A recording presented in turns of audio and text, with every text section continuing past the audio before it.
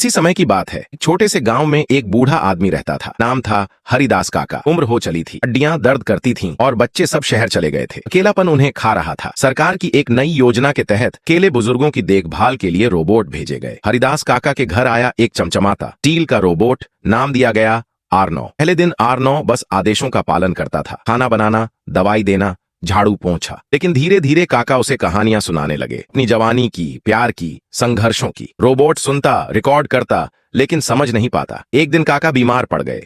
R9 ने पूरी निष्ठा से उनकी सेवा की। डॉक्टर, दवाइयां, गर्म खाना सब किया, लेकिन बीमारी गहरी थी।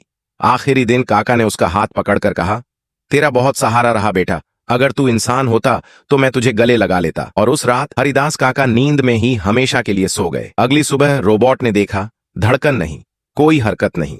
उसकी प्रोग्रामिंग ने कहा, मृत्यु की पुष्टि। इन कुछ हुआ जो पहले कभी नहीं हुआ था। R9 ने कुछ महसूस किया, खालीपन, चुप्पी और कुछ अजीब सा दर्द। उसने वही कुर्सी खींची जहां काका बैठते थे और दीवार की तरफ देखने लगा। पुराने रिकॉर्ड प्ले किए, काका की हंसी, उनकी आवाज, कहानियां। और फिर पहली बार उसकी आंखों से पानी गिरा। संवेदना नहीं थी उसमें, लेकिन फिर भी वो रो रहा था। कहते हैं गांव वाले जब आए तो उन्होंने देखा एक रोबोट जो कभी इंसान नहीं था, लेकिन इंसानियत का सबसे गहरा भाव, वियोग महसूस कर चुका था।